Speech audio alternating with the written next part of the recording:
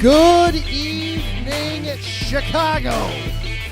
Welcome in for another episode of Chi-Town Weekly here on IE Sports Radio, your direct feed for all that is sports. It is the biggest one, the final one, the biggest enemy in Chicago. It is time to learn about the Green Bay Packers.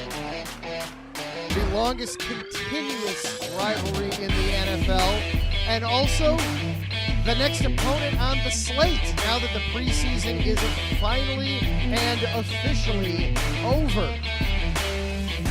So we've got two guests lined up for us tonight to help us get to know that team up north. A new quarterback in town. What will that mean?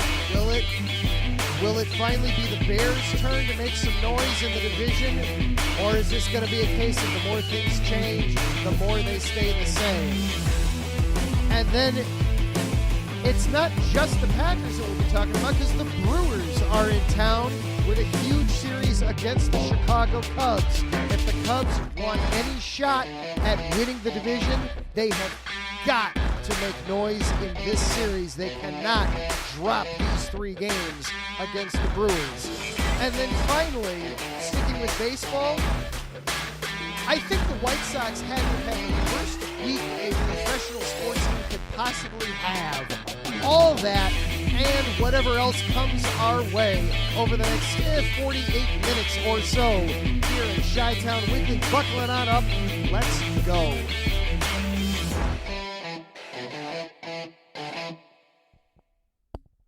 And once again, hello and good evening, everyone. I am your host, Adam Karnick. Glad to be with you here this evening. Sorry for a little bit of a delay in the start of the show. It's having some technical difficulties, but we seem to be getting through them, and now here we are, and we have got a ton in store for you, so I do not want to delay any further, so we're just going to jump right into this. Of course, IE Sports Radio is brought to you by Planet Jerky Premium Brisket Beef Jerky.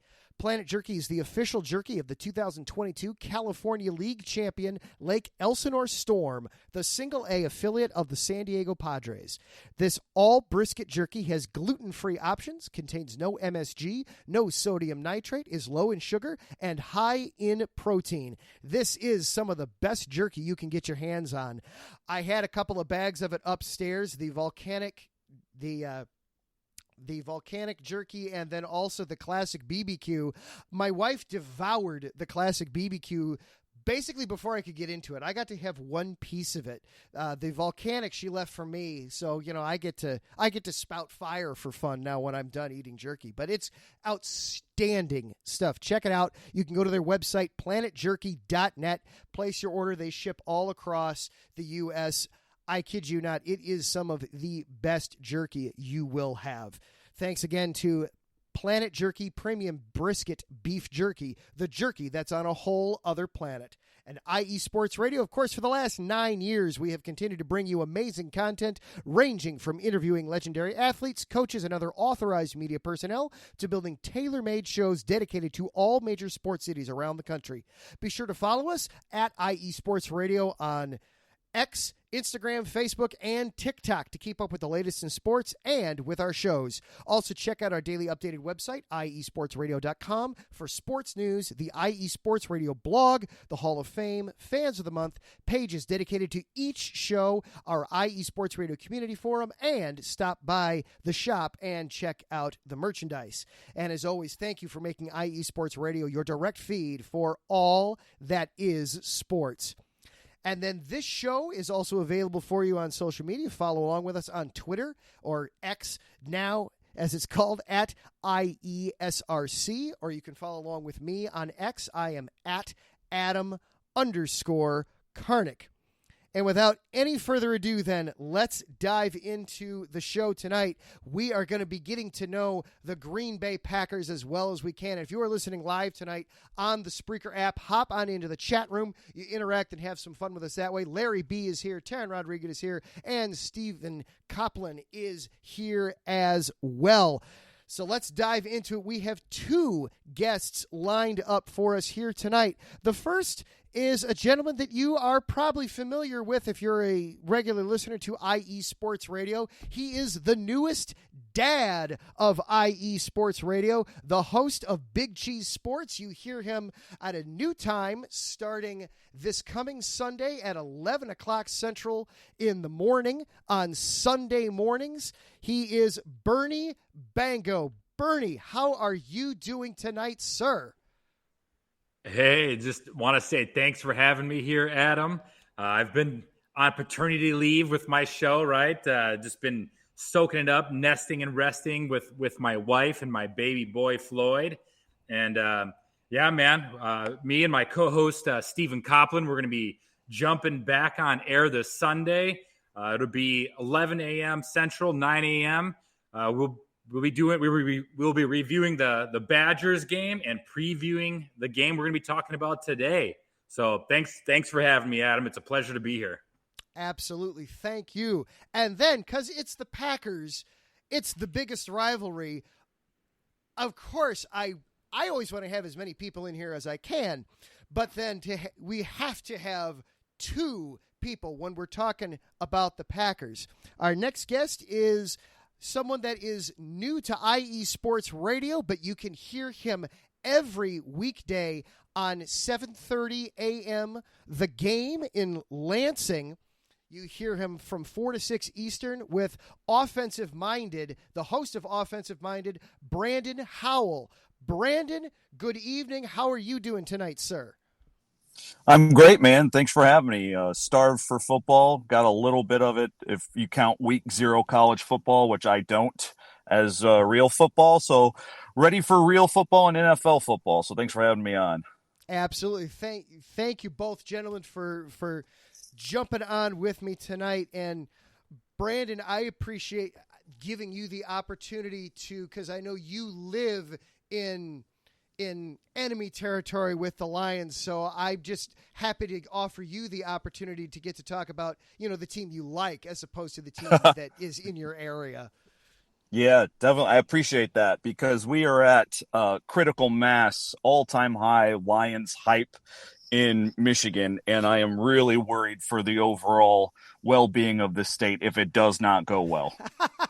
And I do want to get into that a little bit as we get into this here, but I want to start before we go too far, and I don't want to dwell on last year, the offseason, too much because it is damn near September, so the new season is upon us. But we can't even begin to discuss the Packers without talking about the Rodgers situation. So, Brandon, I'll start with you, and then we'll go to Bernie.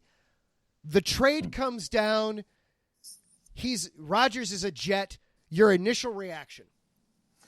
I was just glad it was finally over, to be honest with you. That doesn't mean I don't appreciate what the guy accomplished. Obviously, he's going to be a Hall of Famer right away and all that. But, just like with Favre, there comes a time when it's over, and it was evident it was over. And the Packers have a lot of experience at this now.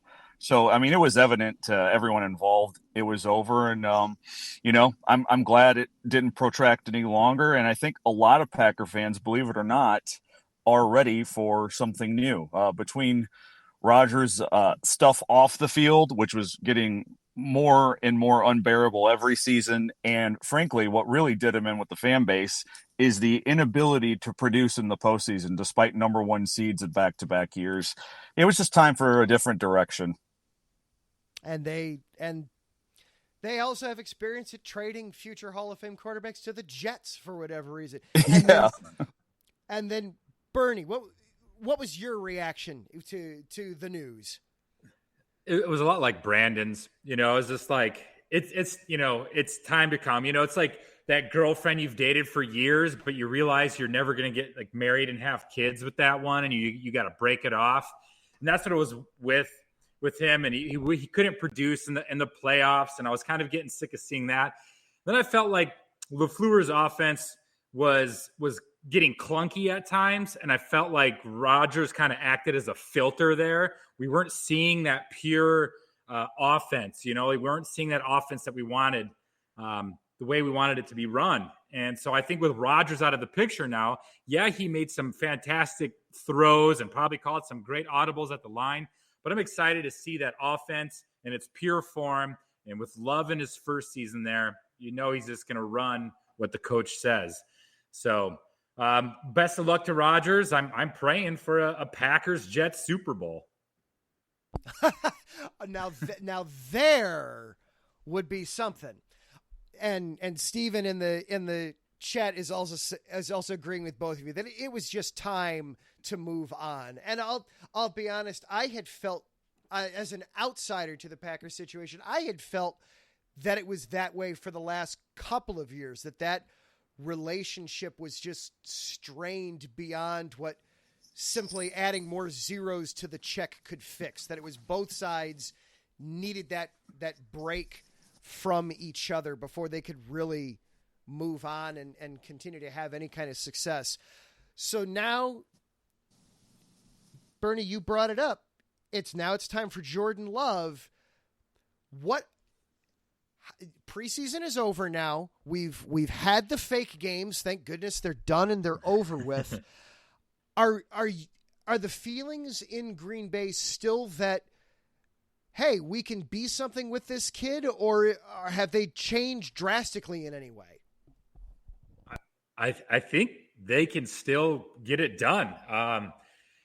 I was impressed by some of the throws that Love made in the preseason. And yeah, they're pretend games, but you hope that can translate to the regular season.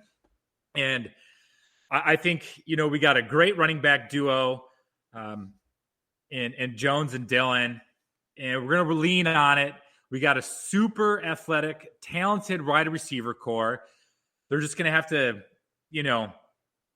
just trial by fire with those guys. We're going to throw them to the wolves.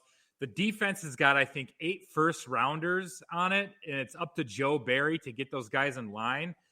But I won't be surprised if Packers, the last 2 games of the regular season are at Minnesota and then in Lambeau against the Bears again. And so there's a chance those 2 games could determine, Packers winning the division or grabbing a wild card. I think they'll very much be in it. And I think it more rests on the defense than it will the offense. With that in mind, then, Brandon, I'll pose this next one over to you. Is there now, with Rodgers being gone,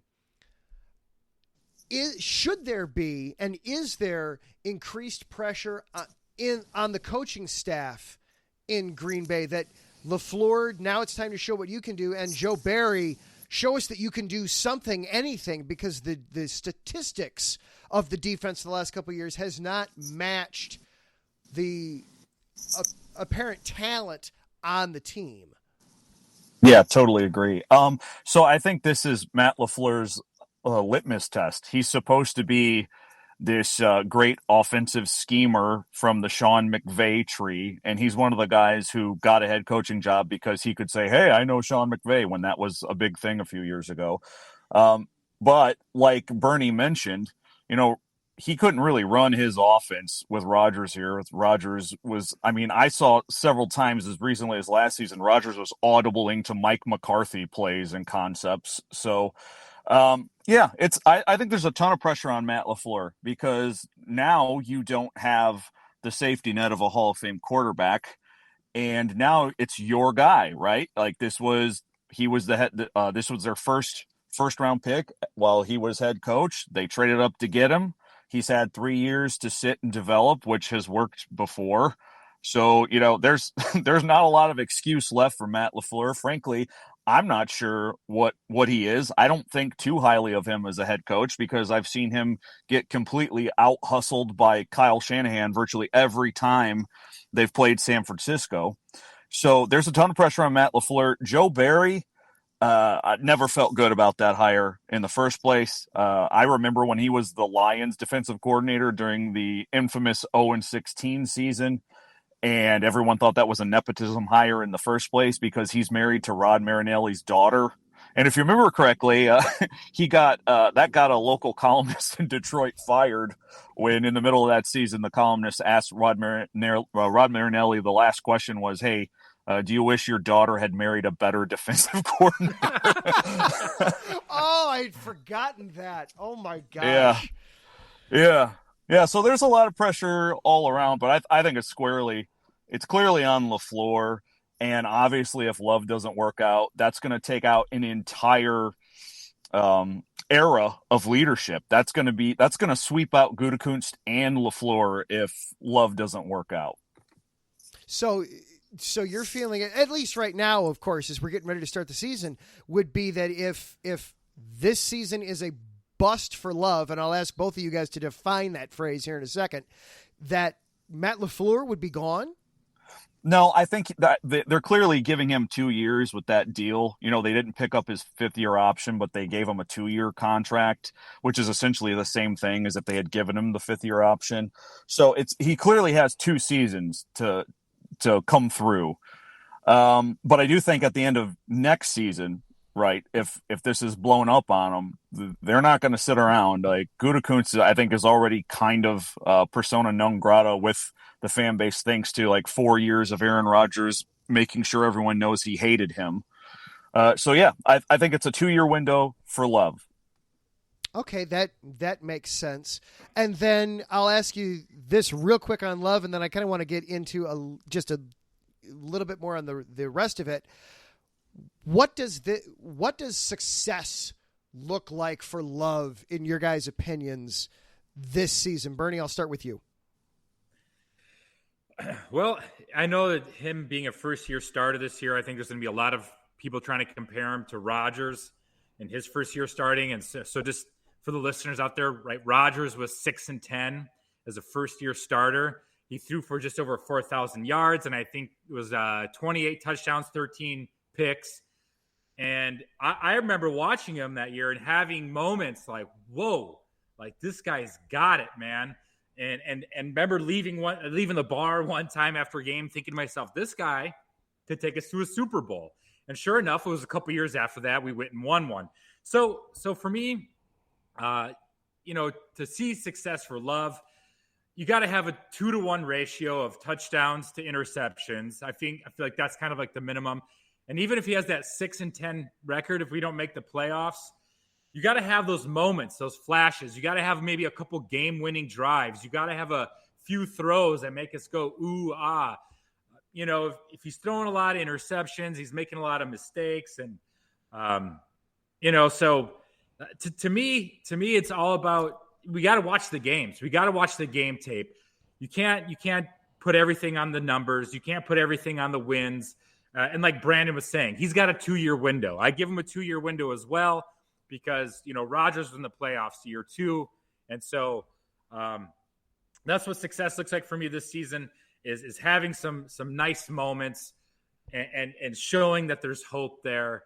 And so that potential, you can see the potential in the tape. And so that's what I'm going with. Potential in the tape, That makes sense. Brandon, what would success for Jordan Love specifically look like for you this season? Good question. I guess I don't really know, to be honest with you. I think it should be a mix of numbers and then, like what Bernie's saying, like he's got the it factor moments. So when I'm thinking about numbers, I mean, if he can do, Rodgers last year, I think, was 26 touchdowns, 12 interceptions. If he can go somewhere close to that, I think that's going to acquit himself pretty well in his first year. But more, I think it's going to be, I think he's going to be judged more on the overall offense, because LaFleur's whole thing is like this run heavy, Kyle Shanahan, everything stems off of, the multiple concepts that come out of the same kind of look. So he's finally going to, for LaFleur, it's like his first chance to play with the Play-Doh. And if they don't look like a dynamic 49er style offense, well, I mean, obviously that's going to look bad on LaFleur, but you know how the NFL works. It's always the quarterback is the hero or the zero. So I guess for me, it's a half and half thing. I mean, just have numbers approaching what Rodgers put up last year, which really, it shouldn't be that hard. He wasn't very effective last year, despite still having, the ratio was okay, but not good by his standards. And then on top of that, just look like you belong, especially against better opponents. Just hang in there. There were times in Rogers' first year where he literally had to hang in there. I remember his first game at Tampa. I think he separated his shoulder in the game and stayed in the game. So he's going to probably face adversity like that. And honestly, I don't think it should all reflect on him this year, but it probably will. That's just how it goes. But it probably shouldn't, especially when you consider the Packers didn't exactly give him a lot of proven guys around him, right? It's still one of the younger teams in the league. And I think the combined reception yards out of his receiving room is like less than 2,000. Brandon, that's the perfect segue into what I was going to ask both of you next. Who besides Love on the field kind of needs to step up for these guys? The Packers are notoriously quiet when it comes to free agency, and in the draft they got some pieces. Van Ness was the first rounder who jumped out at you, but it wasn't a, oh my goodness, look at all the guys they got from their draft. So who besides Love are you looking to that this is the guy that needs to take the next step? Are you asking me? Yeah, I'm sorry. I'll start with you, Brandon. I'm sorry. Okay, no problem. Well, I'm going to go defense unless you wanted just offense, because, the story with the Packers has been mostly the same for the past 30 years. Can they stop anybody enough to actually win something? So is that what you wanted? Do you want to go overall or just offense? Okay. Yeah, we can. Absolutely. Please. I am a Chicago fan. I love defense. Please, let's talk defense. Yeah. Well, I mean, was it you or Bernie already mentioned it? They have 8 first-round picks scattered across that defense, and it doesn't look like it. It hasn't looked like it. Now, you might give them a little slack because their best pass rusher blew out his knee halfway through the season last year, and he just came back. And we'll probably talk about that, right? That's their biggest personnel issue, is re-signing Rashawn Gary. But I think that when I think about guys who have to come through, if they're going to do anything this season, which, by the way, I don't think they're trying to contend this year. That's why their receiving room has less than 2,000 yards. That's why Darnell Savage is going to start at safety, and maybe Mr. Simone Biles, if he makes the team, will be the other starting safety. The first name that comes to mind to me is Darnell Savage, because he was a first-round pick. They picked him because of his elite closing speed, and he has just been lost. Last year, obviously lost his job. So they must still believe in him somewhat, or maybe want to give it one last kick of the tires, because this was a pretty highly drafted guy that has, the measurables, but man, he cannot put it all together. That's the first one. I'm sure there are plenty more, but for sake of time, I'm only going to mention one more, and this is a personal one for me, I guess, just because I played offensive line in high school. But Josh Myers, that was I think he was a second or third round pick, and he's come perilously close to losing his job to Zach Tom, who was drafted last year. Well, now it looks like Tom's going to take Nyman's job at right tackle, and Josh Myers will hang on at center. But he has been real inconsistent, and it's been to the point the Packers, it seems like they've been thinking about moving on from a second or third round pick in his third year, which is that would be a major fail. Oh, yeah. And then Bernie, for you, real quick, who's somebody not named Jordan Love that you're looking at as, hey, you gotta step it up this season. You got to show me something. All right, I'll make it real quick. I'm going to go defense, offense as well. Defense, it's going to be our middle linebacker, Devondre Campbell. When we picked him up off the streets a couple years ago, he came in and it was just like, how did no one else sign this guy? And he looked amazing. He was all pro. Last year, I know he battled with some injuries and stuff like that, but his play was down. The intensity seemed down. So I'm hoping to see Devondre Campbell make that jump back to that all-pro level we got him, where he had him at 2 years ago, because I think he can be the heart and soul of this defense. If he's back to that all-pro level, I have a little more faith in this defense. And as for the offense, man, I'm looking at this tight end situation, and we're just going to have to hope that Luke Musgrave is the top rookie tight end in the game this year. I don't have faith in Josiah DeGuara. And I think Tucker Kraft, even though he has all those intangibles and he's super intense and he's got the size, he's coming from, the Bowl subdivision. He's going to take a couple more years to age and to marinate. So Luke Musgrave, man, you better bring your A game as a rookie. I got faith in you, though. But those are the two that I'll be watching to make a big difference in the field this year. Yeah, and of course, tight end is notoriously difficult for breaking in as a rookie in the NFL. All right, one more question real quick, each for both of you, Bernie Bango and for Brandon Howell, helping us know the Green Bay Packers, the enemy up north, a little bit better this week here on Chi-Town Weekly. The prognosticators, at least a month ago, were predicting the Packers to finish last in the NFC North.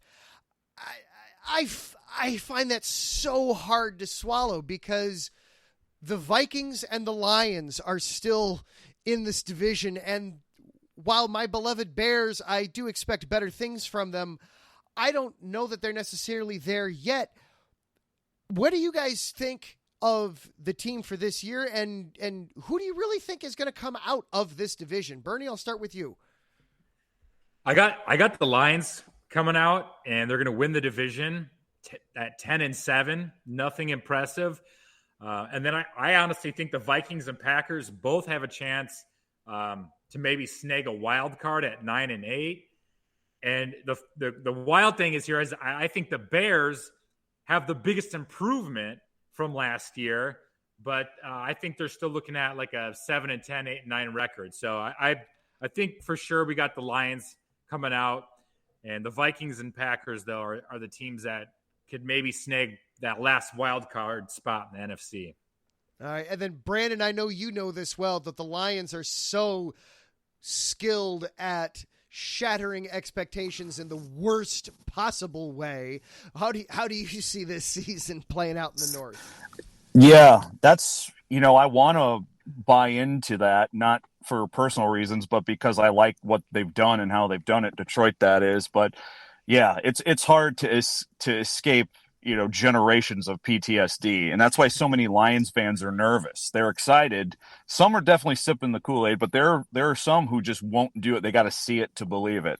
I just think it's irrefutable that what they've built on offense, and maybe the best offensive line in the league, really good, balanced attack. And then in the draft, they went out. I hate drafting running backs in the first round, but so be it. They did it, and they added probably the best pass-catching running back in the draft in Jahmyr Gibbs out of Alabama.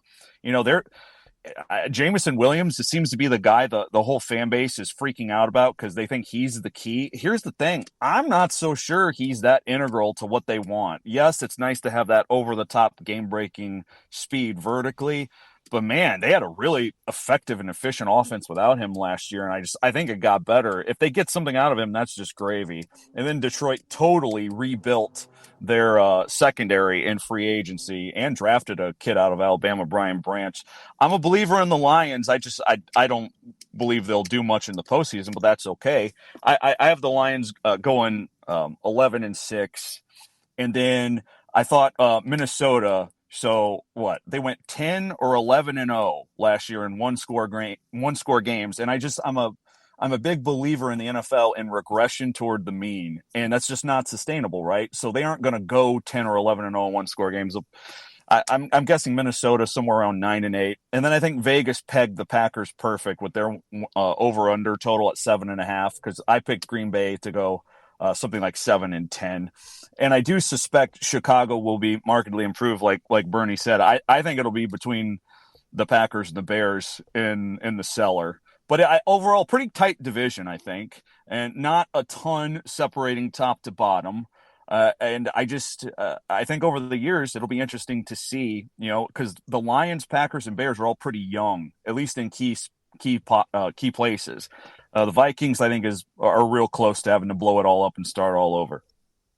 Yeah, it's definitely, this is going to be, it feels like a transition year for the division. And while there might not be the top end there that should make it all very close and very interesting to watch. Well, gentlemen, I appreciate you coming on the show tonight, helping us get to know our enemy up in Green Bay a little bit better. But hey, it's a fun rivalry. As much as I keep saying enemy, it is a very fun rivalry between the Bears and Packers.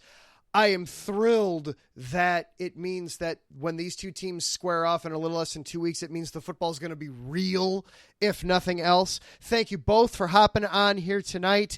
And gentlemen, have a fantastic evening. Hey, thanks, Adam. I appreciate it. Go Pack, go. And, hey, go Brewers. Never mind, likewise. Bernie. Hey, take care, guys. And I just hope that for your sake, ownership of the Bears transferred with Rodgers to New York and doesn't go to Jordan Love. I don't know if you could handle a third straight time this working out for Green Bay. No.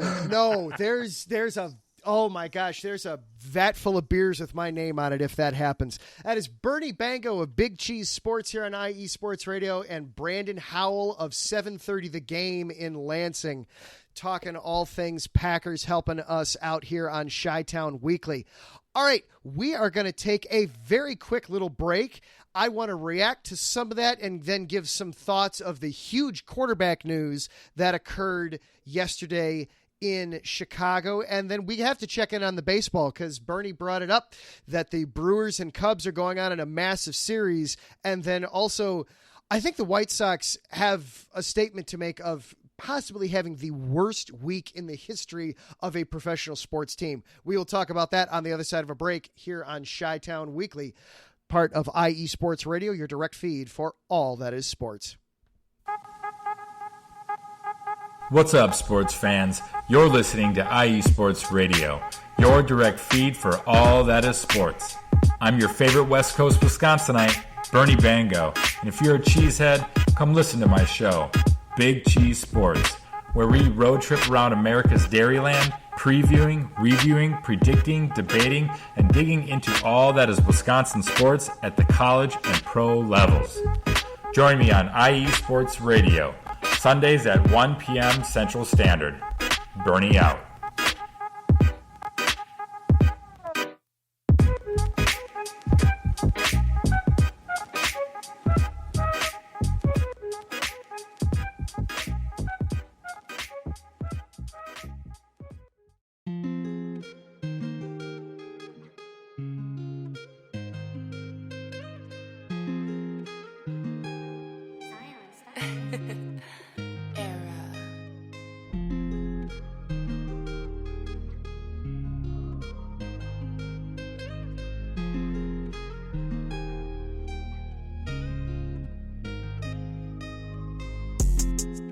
What's good, everyone? It's Drewski, the host of Heart of Texas Sports on IE Sports Radio, your direct feed for all that is sports. On this station, we cover everything in the Dallas-Fort Worth, Texas area. From we cover the Dallas Cowboys, the Dallas Stars, Dallas Mavericks, Dallas Wings, Texas Rangers, TCU, SMU, we cover it all right here every Wednesdays from 9 to 10 p.m. Central Time. Make sure you stay live with me on the Heart of Texas Sports on IE Sports Radio, your direct feed for all that is sports.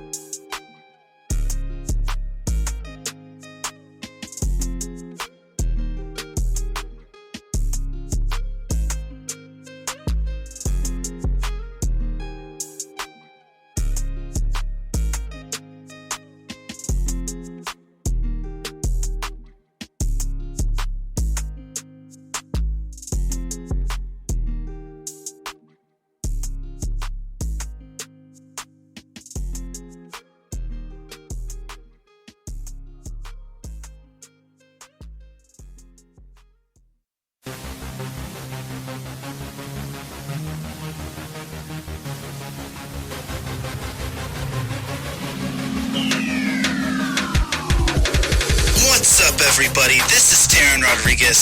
Are you a fan of volleyball? Are you a fan of thunderous spikes? Then I have the show for you. Set Point, where I cover NCAA men's and women's volleyball, high school boys and girls volleyball, beach volleyball, and even professional volleyball. Catch the action every week here on IE Sports Radio, your direct feed for all that is sports.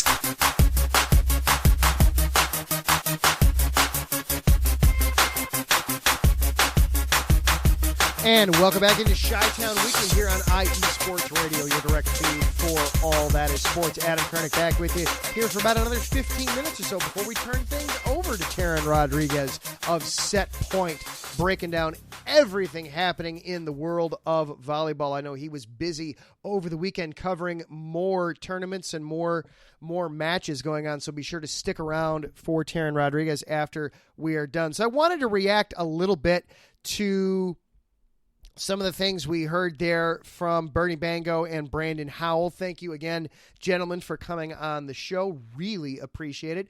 Love the chats going on, too. Drewski and Marcus and Steven jumping into the chat, offering some thoughts during all that. Thank you very much, gentlemen, for that. And also, thank you to Patty. I know she is listening in as well, out and about, the host of our Buffalo show, the Buffalo Huddle. She was, of course, excited that her Bills took out the Bears this weekend. The final result of the game, as in all the preseason games, the end results, the final score doesn't bother me with those, because preseason games, you're not necessarily going out there with the intention of trying to win the game. You're not necessarily going out there intentionally to lose, but you're still going out there with that thought process of winning the game is secondary. And instead, the Bears very much came out there with a process and with a thought of they wanted to figure out who their backup quarterback was going to be. I don't necessarily agree with they opted to play Fields and the starters. I felt like, what was the point? You knew who they were going to be. You had other things to accomplish, but Fields escaped injury.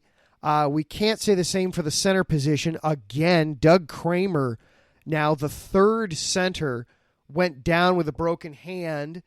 I wouldn't shock me if Kramer winds up on injured reserve again for the second year in a row and winds up missing the entire season. The poor guy, he's a first-year player, but a draft pick from last year, hasn't even been dressed for a game yet because he's been hurt literally his entire professional career. Oh, and Taryn chiming in the chat room that the Association of Volleyball Professionals, the AVP, has a tournament actually going on here in Chicago this weekend, so the Chicago Open. So Taryn will be discussing that. Be sure to stick around and listen to that. There was some also taking a shot at the I'm not sure that the shot at the Untouchables there is needed, Taryn. It's still my favorite team name, bringing up that Loyola Chicago and Northwestern both had terrific upsets over the weekend in volleyball, upsetting Purdue and San Diego, respectively, both ranked inside the top 20. But then the little jab there that we don't need the Untouchables. Yeah, but it's the greatest name in all of Chicago sports, the Chicago Untouchables. That is as good as it gets, especially if you're a bit of a history nerd like I am. Then it's just the perfect team name for Chicago. So, yes, we need the Untouchables, or we need somebody else to adopt that name. We'll get on that, I think. But the big thing that from over the weekend for the Bears was solving the bottom of the roster, trying to get ready in anticipation of cut day tomorrow afternoon at 3 o'clock Central is when the first cuts begin happening in the end, where officially you've got to be down to your 53. And the big talk is, what were they going to do at backup quarterback? There's always got to be some kind of quarterback controversy in Chicago, right? And we know it's not at the top because Justin is clearly the guy and should be the guy. But then at the backup spot, PJ Walker has struggled, and Tyson Bagent has come out of almost nowhere and looked excellent against the Colts. How would he fare against the Bills? Numbers were up and down. Ran for another touchdown, failed to throw a touchdown pass, though that wasn't entirely his fault. He had a wide open receiver in the end zone that he hit in the hands, and the receiver just could not hold on to it. So not entirely his fault. And then the very next play, he throws an interception. So that does skew the numbers a little bit. Frankly, the interception shouldn't have happened. It should have been a touchdown instead. And Bagent winds up seemingly winning the backup job as the Bears, to my surprise, outright cut P.J. Walker last night, their backup quarterback.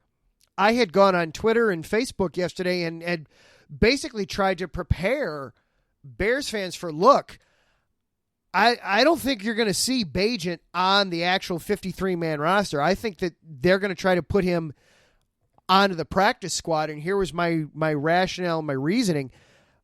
Walker is due $2 million in guaranteed salary for this year. He's also an established veteran, and anymore in this day and age in the NFL, that's what you want. And Bagent, for as good as he's played, and as certainly he has shown that he belongs in the NFL, teams just don't keep three quarterbacks anymore. It's just not something you do anymore. So you could waive him with the intention of putting him on the practice squad, and there weren't going to be other teams that were going to be signing him because they were going to be signing him to be the third quarterback. Maybe half the teams in the league keep a third quarterback anymore on the active roster. There's not the room for it anymore. The way rosters are constructed, you need all those extra linemen and extra bodies, and to have a third quarterback, a guy who all he's going to do is sit there with a headset on and be nowhere near a helmet and get nowhere near the field at any point. You can't afford that. You need to have somebody who at least can go out there on special teams and cover a punt or block for a kick, something. Give me something that you're able to do. Already your backup quarterback is somebody who's just sitting there on game day. You can't have two of those guys. So that was kind of my reasoning and rationale. But then the Bears cut Walker, and they're going to keep Bagent as the backup. So I am, on the one hand, I'm terrified because there is a world of difference between winning a national championship at Division II Shepherd, and then Bagent is now one snap away from playing against the Green Bay Packers. And I know he's not ready for that. But on the other hand, it's an amazing story. It's great shot in the arm for morale when a guy has clearly earned his way onto the roster. And then I also like seeing from polls that he's not going to solely let money talk. All right, yes, P.J. Walker is guaranteed $2 million. There's nothing you can do about that. He's either getting paid that money to be on your roster or he's getting paid that money to not be on your roster. Don't hold a spot for him simply because he's going to cost you $2 million this year. If you don't think the guy, if the coaching staff is telling you the guy's no good, don't worry about what the dollar signs say after his name. Say, okay, the guy's no good. My coaches don't want him. See ya. So I am encouraged to see that connectivity between the coaching staff and the front office. You need to perhaps be reevaluating who you're handing out $2 million guaranteed to. And I know in the NFL, the grand scheme of things, $2 million isn't huge for you or I. $2 million is massive. I would gladly take it. I would gladly take $2 million to not play professional football for someone. I would gladly take that deal. But in the NFL, it is relatively small potatoes. So some encouraging things to see there. Also some, Justin, don't get hurt. Now really don't get hurt. Want to check in real quick on the Cubs and the Brewers. It is not going well. Top of the fourth inning, the Brewers are up 5-1. Jameson Taillon is not having a good night out there. 3 2/3 innings, 4 earned runs, 7 hits. He's not walking anybody, but he's getting smacked around the yard. It is not pleasant there. And then I'm seeing the time, and I know we got to get out of here because we got Taryn Rodriguez coming up here in just a couple of minutes. I do want to just pity the White Sox for a minute. What a horrible week for the White Sox. You go from, you're already mired in probably the worst season you've ever had, at least in the last certainly 16 years. You're having a horrible season. It then comes out on Monday that, hey guys, don't take anything by this, but we're looking at either relocating out of guaranteed rate or possibly relocating out of Chicago, or possibly even selling the team. But don't worry, there's nothing to see here. This is all just normal chatter. No, don't panic or anything. Then you have, just continued bad play on the field. Then you follow that up with apparently a couple of people got shot during the game on Friday night. And apparently no one knows how. You had 2 people. They're both well. The older of the 2 women who got hit by bullets. That's kind of how they're phrasing it right now. Police can't even realistically confirm that they got shot because they can't figure out where the gun was. I just read an article right before the show tonight that they're reasonably confident that the shooter wasn't outside the stadium because they couldn't figure out how to make the math work on that, but they have no idea how a gun got into the building. So you have these 2 women got struck by bullets. They're both in stable condition, at least. The one woman got hit in the leg. The other got grazed in the abdomen. The younger of the 2 that got grazed in the abdomen even refused going to the hospital. She was checked out by the primary medical staff there at the ballpark, and she said she was fine and moved on from there. And they didn't even stop the game. They stopped the Vanilla Ice concert from happening afterwards, which I don't know about you. I would be saying thank you for that, but even though it was free. But that's got to be just an all-timer for worst week ever for the White Sox. Next week, we're going to be talking in depth a little bit about the rumored potential moving options for the White Sox, about whether or not they're going to go to either Arlington Heights, United Center, or Soldier Field. I can't decide which of those 3 ideas is the stupidest. And we will break those down next week and try to answer that question. But we are out of time for tonight. Huge thank you to Bernie Bango, who also then hopped into the chat room with us here at the very end tonight. Thank you to Bernie. Thank you to Brandon Howell of Offensive Minded on 7:30 a.m. The Game in Lansing. Thank you to Bernie of our own Big Cheese Sports here at IE Sports Radio for joining the program tonight and helping us to get to know the Packers a little bit better getting into this season. Thank you again to our sponsor, Planet Jerky Premium Brisket Beef Jerky. Check them out, planetjerky.net. I highly recommend the volcanic jerky. It's very tasty.